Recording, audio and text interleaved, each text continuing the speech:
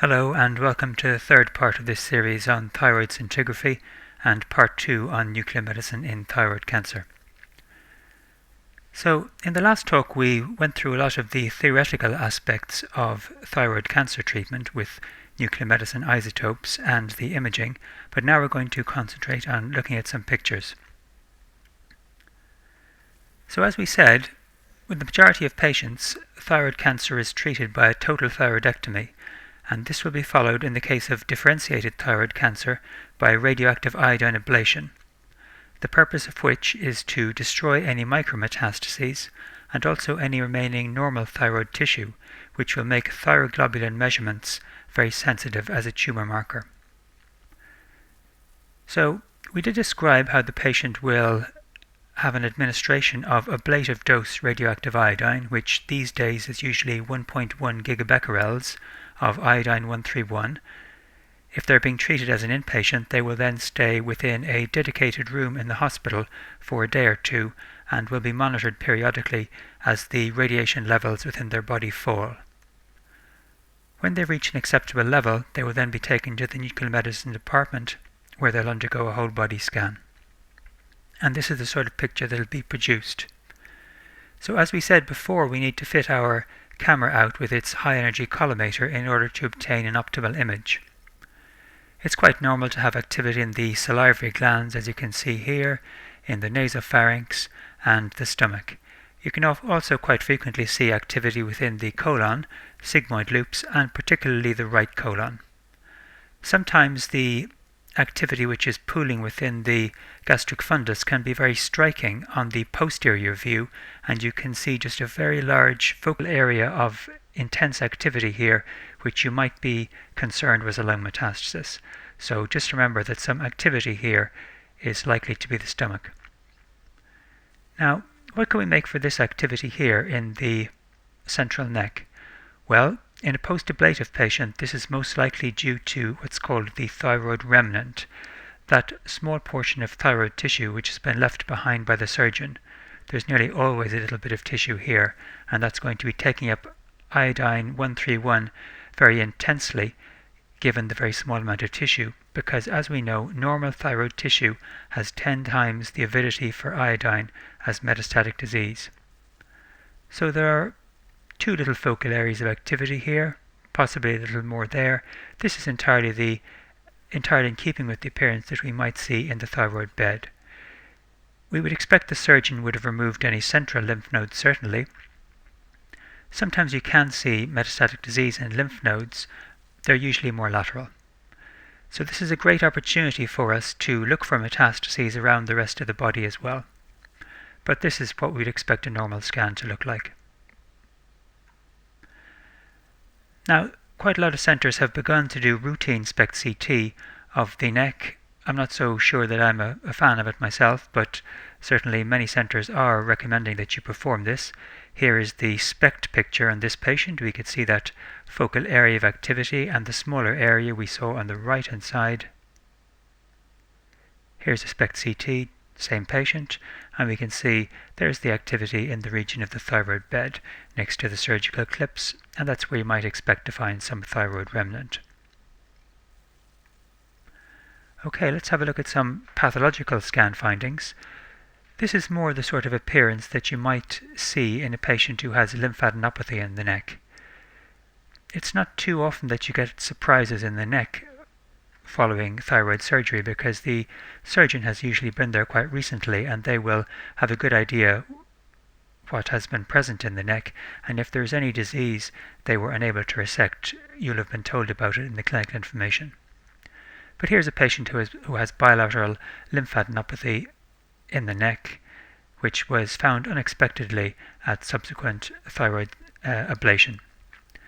Now you might be wondering, does this patient have a very large mass in the right side of her neck, which is visible from several feet away? And the answer is, of course, no.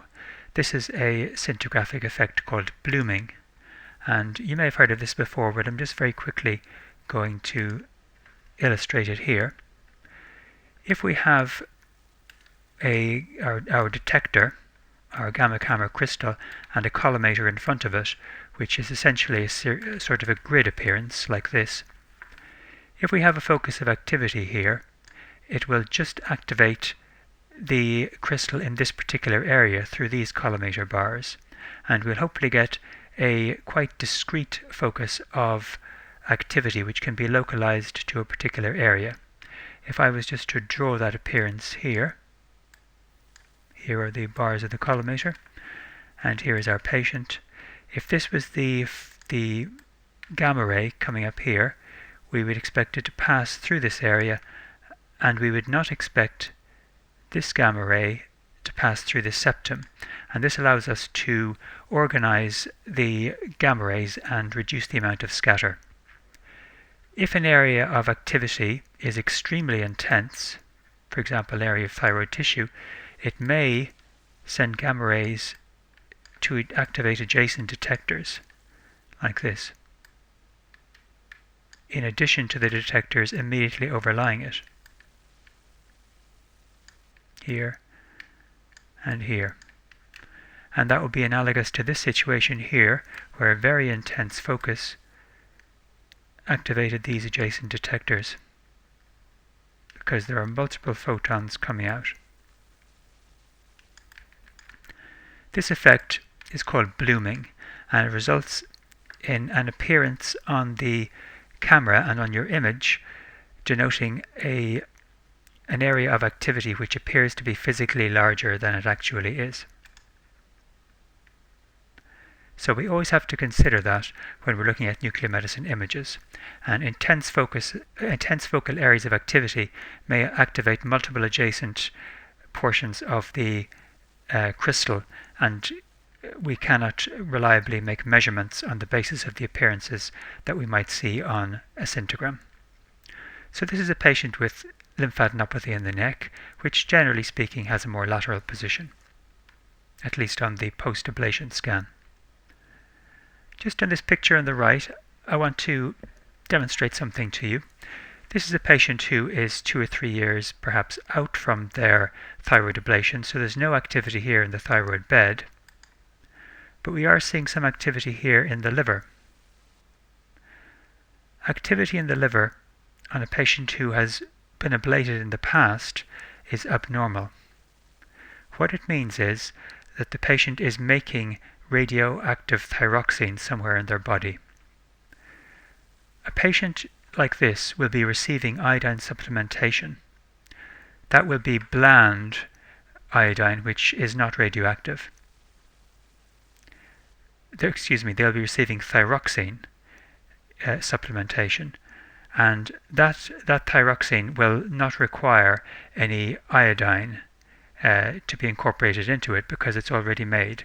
So the patient is not actually making any thyroxine themselves. They have no thyroid gland. However, if the patient has a thyroid metastasis, for example, in their bone here, that has the potential to make thyroxine. So if we give the patient radioactive iodine, the radioactive iodine 131, or 123 for that matter, well, actually only 131, and I'll explain why in a minute, the iodine 131 will be incorporated into this portion of thyroid tissue. Radioactive thyroxine, because of course iodine is an important constituent of thyroxine, radioactive thyroxine will be made, and that will subsequently be metabolized in the liver, and the iodine 131 in that metabolized radiothyroxine will show up in the liver. So identifying liver activity in a patient who has been ablated in the past indicates that there's metastatic disease somewhere in the patient's body, but of course not necessarily in the liver. It could be anywhere else, but we just can't see it perhaps. 2 points. If the patient has just been ablated, and this is the post-ablation scan, then of course the thyroid remnant could make some radiothyroxine, and therefore it could actually be normal activity in the liver. But later down the line, once the thyroid gland has been ablated, diffuse activity in the liver indicates metastatic disease somewhere. Now I mentioned that we only see this with iodine 131 and not iodine 123. Why would that be the case? Well, the answer is because of the longer half-life of iodine 131. Radiothyroxine takes 48 to 72 hours to be metabolized in the liver. And of course the half-life of iodine 123 is only 12.6 hours, so the majority will be gone by the time you would be able to image the patient and demonstrate radiothyroxine in the liver with iodine 123.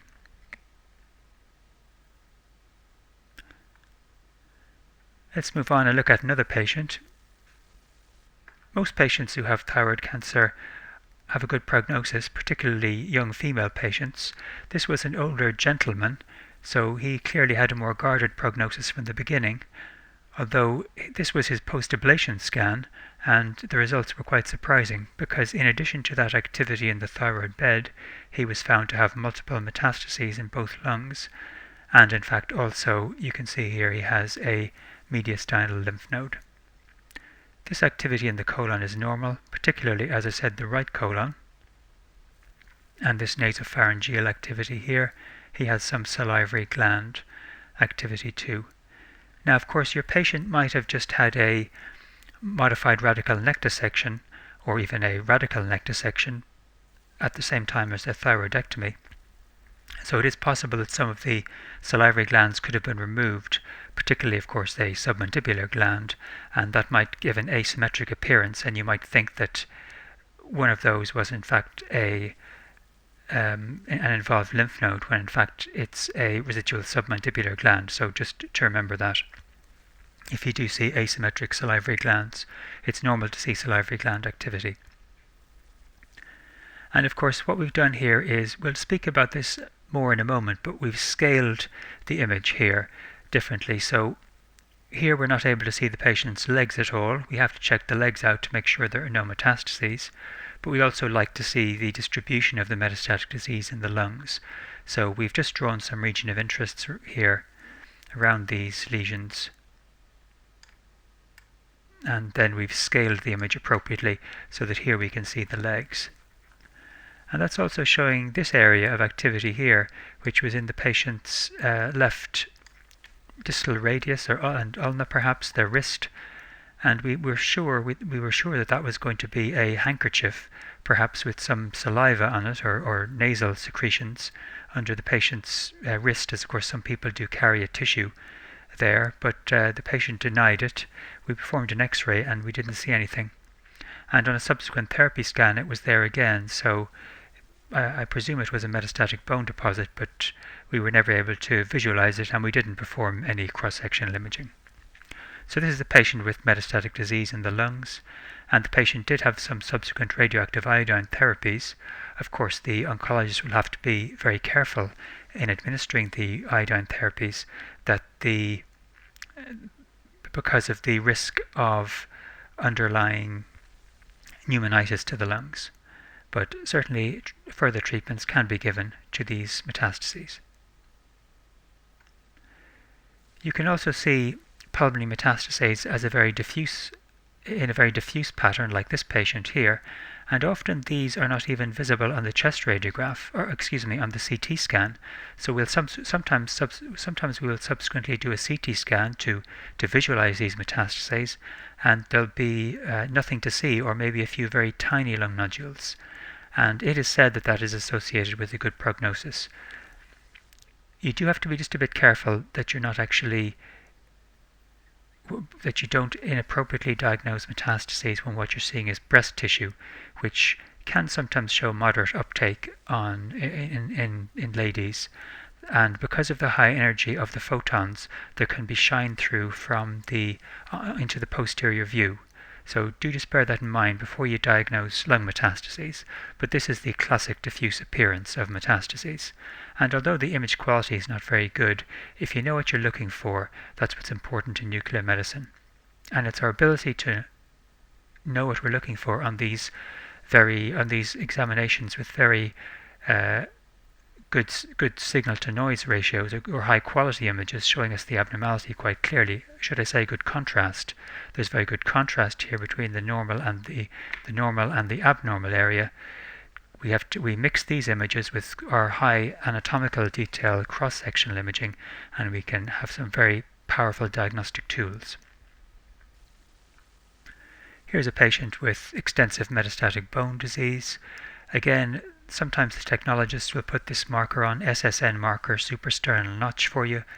I'm sure you can imagine here are the legs, here are the arms, and you can see liver activity here, which indicates radiothyroxine production, but of course it's quite clear where it's coming from.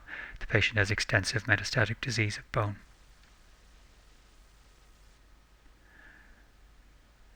Just to emphasize why it's so important for us to utilize those post-therapy scans where we can, once the patient has finished their radioactive iodine treatment, because the higher dose will give us a very good quality image. Here's a patient who's got an extremely poor quality image, appalling really. Here's the suprasternal notch, but we did see a focal area of uptake in this patient who had a raised thyroglobulin level, and they went for a therapy scan, and you can see it very much better here. Possibly we didn't have good preparation on this occasion as well, but it just emphasizes the difference, I think, between the two, between the diagnostic and therapeutic doses. Another thing we've briefly touched on is the importance of processing. So here, when we place a region of interest around the activity in the nasopharynx and around the bladder, suddenly we're able to see these small areas of local recurrence in the patient's neck, which are very faintly visible only prior to that. The suprasternal notch marker doesn't help very much here. We will send an image with the marker off. It's nice to identify areas in critical anatomical locations, such as this lesion here, which is in the retropharyngeal tissues, and this one here at the foramen magnum, because the oncologist might like to give steroids when they administer the radioactive iodine in such cases. Just going to say a few words about sestamibi. This is another tracer that can be used in thyroid cancer imaging. It's a nitrile compound, 2-methoxybutyl isonitrile is actually what it's called, and that accumulates in mitochondria. It's primarily used in parathyroid and cardiac imaging, and it's not used in thyroid cancer very much. You can use it to look for metastatic disease in differentiated thyroid cancer, and it's supposed to have similar accuracy to iodine. Another advantage is it doesn't require us to have TSH stimulation, which makes it much easier to perform the test. But having said that, we hardly ever use it for this purpose, and the reason is because radioactive iodine has such an important therapeutic role. We're always going to want to know if any disease we identify takes up radioactive iodine. And nowadays, in most of the time, CT will pick up just as much, if not more, disease than you can see with tracers like sestamibi. Or we might use PET instead, which has a higher sensitivity. It is useful for Hürtl cell PET, which might be useful for which is useful in the cases which we might be using it in. And one of the cases where we have used it in the past is in Hürtl cell tumours. And Hürtl cell tumours are those follicular tumours, actually, it's where they believe they come from. They're a variant of follicular carcinoma, which has certain characteristic cells in them and produce a characteristic pathological appearance. And their interest to us as radiologists is that these tumours only rarely take up radioactive iodine.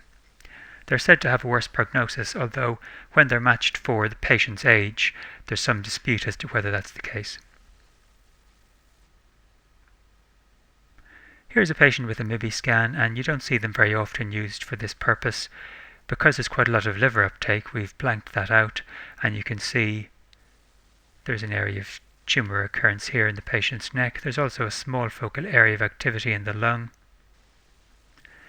We didn't have a SPECT CT camera in those days when we did this particular scan, but you can see the activity on the SPECT only, and we had a CT scan, but it showed us the metastasis anyway, so it was of limited additional diagnostic value, and that's why we're not using them very much anymore. Another tracer which I just mentioned for historical interest is pentavalent DMSA, which is different from the trivalent DMSA we use in renal scintigraphy, and you can use that to identify nodal disease or metastases. Here's a patient with some lymph nodes in their neck. So I think we'll finish the video there and continue with some cases in the next video. Thank you.